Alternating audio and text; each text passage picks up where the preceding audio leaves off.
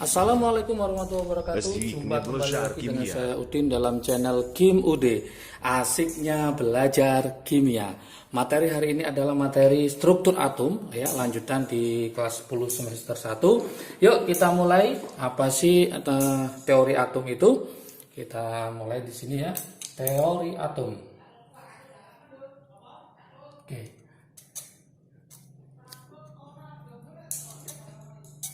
Teori atom yang pertama ini harus dipelajari oleh teman-teman semua, yaitu nanti ada sekitar 5 teori yang akan saya kasihkan di materi ini. Yang pertama itu adalah teori atom Dalton ya. Oke, teori atom Dalton. Dari kata aja udah kelihatan, berarti penemunya adalah yaitu Dalton. Apa isi dari teori atom Dalton ini? Yang pertama itu adalah atom seperti bola pejal. Jadi atom ternyata seperti bola pejal. Bola pejal itu artinya bola yang tidak berongga, yang sangat kecil.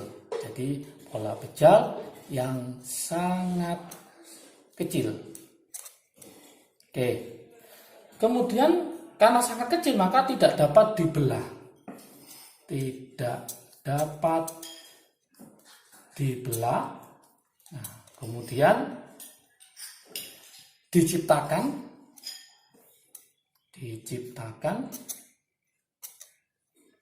maupun dimusnahkan.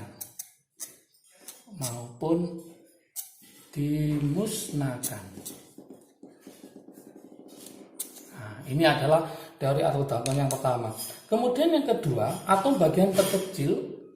Nah, atom ternyata ada bagian terkecil dari suatu unsur. Oke.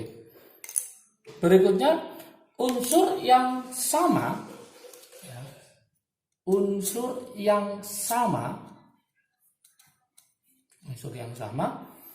mengandung atom-atom yang sama.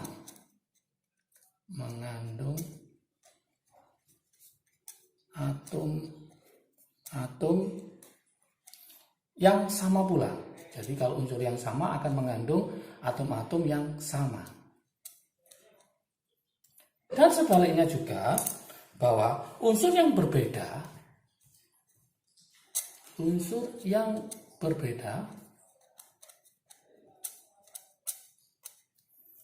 mengandung atom-atom yang berbeda pula. Mengandung atom-atom yang berbeda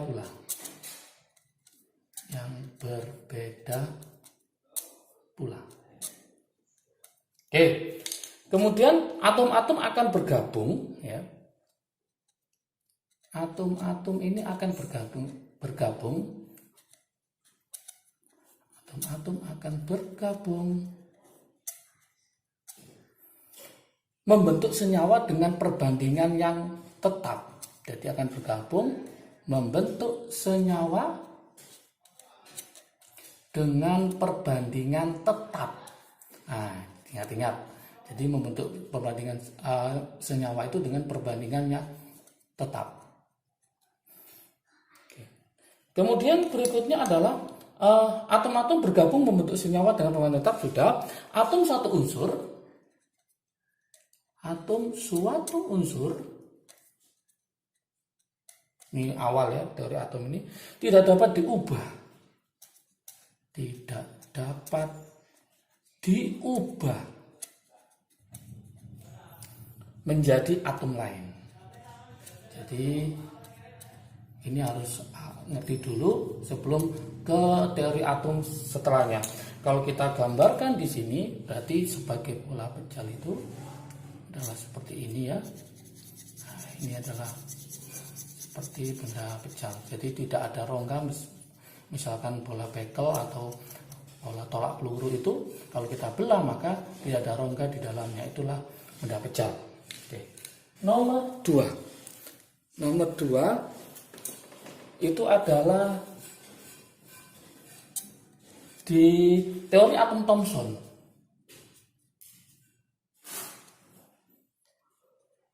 Teori atom Thomson.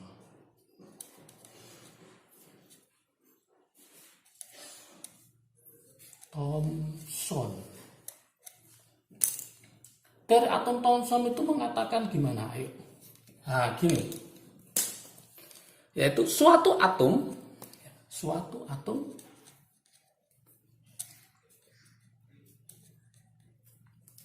berbentuk bola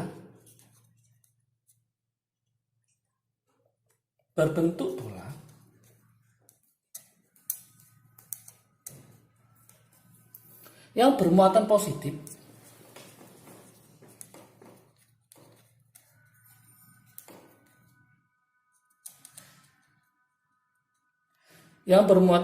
dan elektron yang tersebar merata.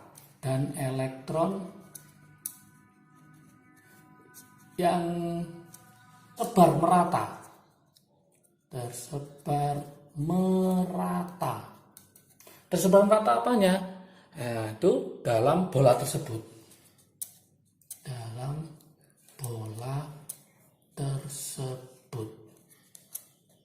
Oke.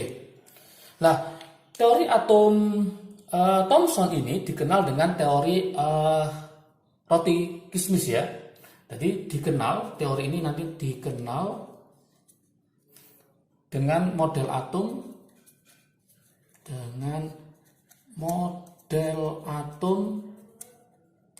yaitu model atom namanya roti kismis. Maksudnya apa? Nah, roti kismis. Atom roti kismis. Artinya yaitu seperti kismis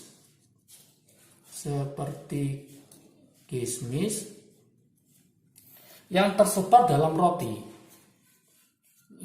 Ini terkenal ini. Yang tersebar dalam roti. Jadi terserah menyebarnya itu acak sekali. Jadi kalau saya buatkan gambar modelnya,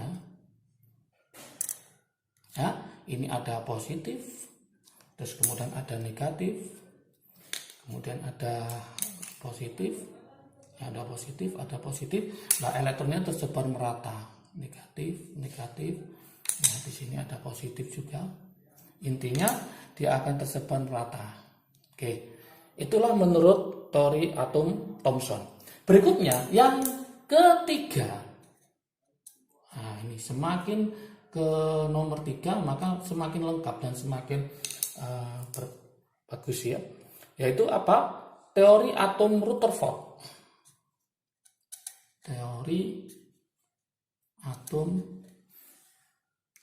Rutherford.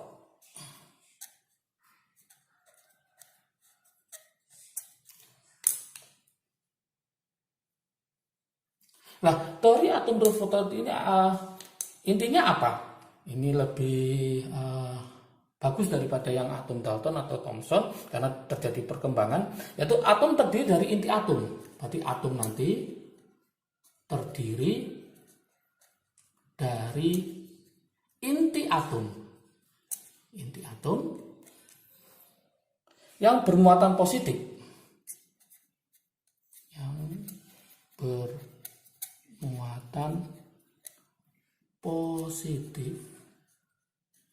Oke. Sedangkan elektron yang bermuatan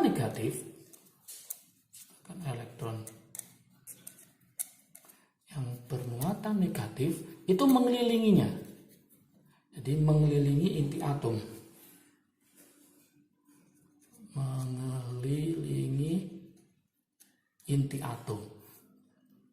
Jadi ada yang di pusat inti atom, yaitu yang bermuatan positif, dan ada yang mengelilingi inti atom yang dia itu bermuatan negatif. Itu Rutherford. Kemudian penjelasan berikutnya untuk Rutherford, yaitu atom bersifat netral. Atom bersifat netral. Artinya apa kalau bersifat netral? Artinya nanti jumlah proton dalam inti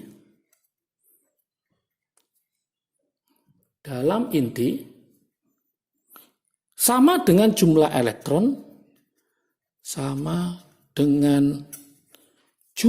elektron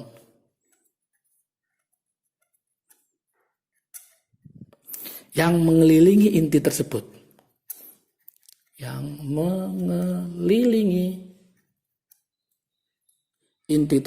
Jadi sama. Sehingga nanti dikatakan dia itu bersifat netral. Lah, ternyata massa inti atom tidak seimbang.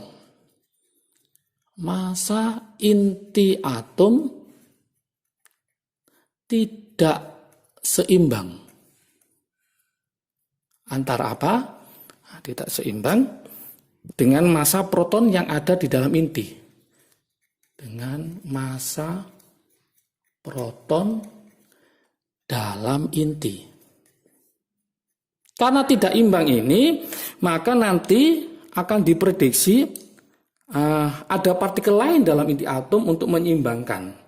Jadi nanti karena tidak seimbang ini dalam inti atom, maka nanti akan diprediksi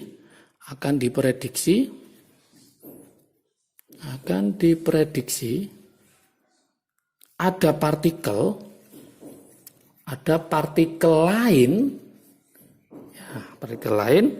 dalam inti tersebut yang menyeimbangkan inti tersebut supaya seimbang. Siapakah dia? Supaya imbang, yaitu dikenal dengan namanya, partikel tersebut adalah namanya neutron. Ini partikelnya. Diprediksi ada neutron di dalamnya. Sehingga kalau kita gambarkan di sini, maka kalau kita gambarkan ini adalah inti atom, ya inti atom kita gambarkan. Nah, nanti ada yang mengelilingi inti atom. Mengelilingi inti atom.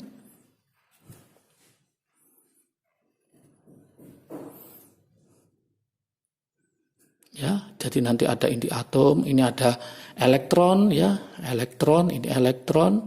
Ya, kemudian di sini ada elektron, ini elektron. Nah, ini adalah inti atom ya, inti atom.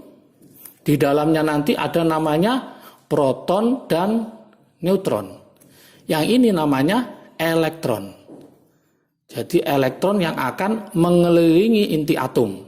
Jadi elektron ini akan mengelilingi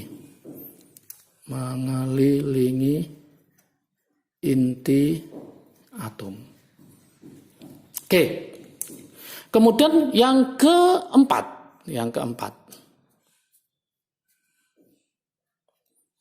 keempat itu adalah teori atom Bohr ya. Teori atom Bohr. Oke. Teori atom Bohr ini adalah perkembangan dari Rutherford. Dia menjawab Rutherford, jadi lebih lengkap lagi. Dia mengatakan bahwa elektron mengelilingi inti atom. Ya, intinya di sini yaitu elektron mengelilingi inti atom. Ya, inti atom pada tingkat-tingkat energi tertentu. Pada tingkat energi tertentu yang disebut dengan istilahnya tingkat energi adalah kulit elektron ya. Kulit elektron. Jadi tingkat-tingkat energi itu adalah namanya kulit elektron. Oke. Nah, di sini ada elektron itu bisa berpindah. Jadi elektron dapat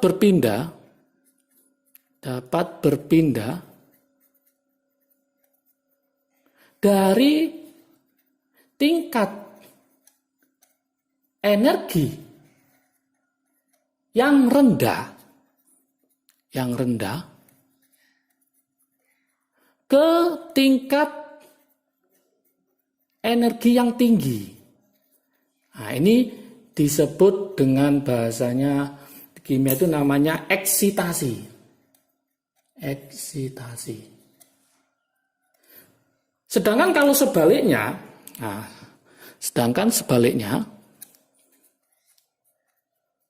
sebaliknya itu maksudnya apa? Yaitu dari tingkat yang lebih tinggi ke rendah, maka dia disebut namanya adalah deeksitasi.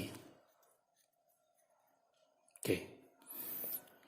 Ini adalah yang nomor 4. Jadi nanti bisa pindah ke yang lebih tinggi ke yang rendah atau yang rendah ke yang tinggi. Kalau ini saya gambarkan model atomnya, berarti ini ada inti atom, maka dia akan membentuk lintasan-lintasan elektron.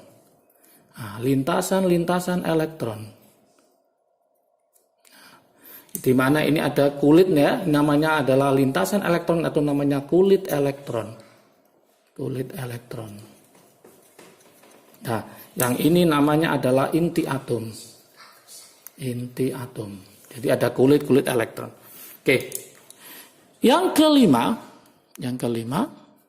Nah, ini yang lebih lengkap lagi, yaitu teori mekanika kuantum. Nah, mekanika kuantum. Ini nanti banyak ada Erwin Skodiner, ada Planck, ya, Heisenberg. Jadi banyak penemunya di sini. Intinya apa? Dia berdasarkan sifat dualisme elektron. Teori ini berdasarkan sifat dualisme elektron. Maksudnya dualisme itu apa? Nah, dua itu berarti dua ya. Artinya apa? Elektron bisa sebagai partikel. Yang kedua bisa sebagai gelombang. Inilah namanya dualisme elektron. Oke. Lah, kemudian konsep berikutnya adalah tidaklah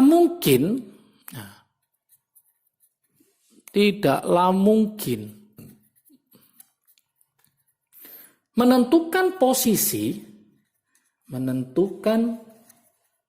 serta momentum.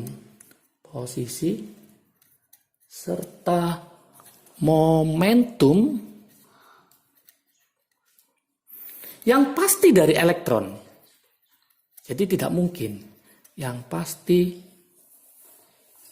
dari elektron dalam atom. Dari elektron dalam atom.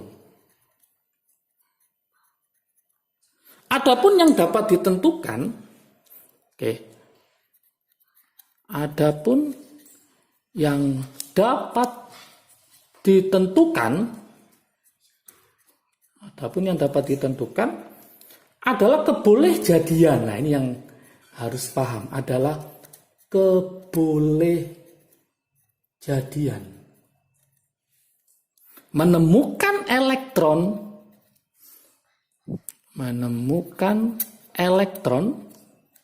kebolehjadian menemukan elektron di suatu titik,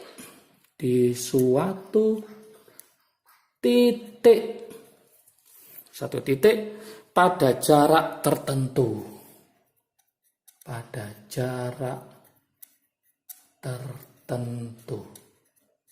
Nah, jadi intinya apa di sini? Kebolehjadian ini ada menemukan elektron di suatu titik pada jarak tertentu. Inilah teori mekanika kuantum. Berarti ada 5 teori yang mendasari teori atom, ya. Semoga bisa paham. Oke. Jangan lupa kalau video ini bermanfaat bagi kalian, silahkan di-share ke teman kalian supaya manfaatnya lebih banyak. Like, subscribe, dan komentarnya tetap ditunggu supaya termotivasi untuk membuat video yang lebih baik lagi. Kalau menginginkan rangkuman dari materi ini bisa lihat di IG Kim UD. Jangan lupa follow ya. Oke, semangat belajar, sukses selalu. Salam dari Kim UD, asiknya belajar kimia. Assalamualaikum warahmatullahi wabarakatuh.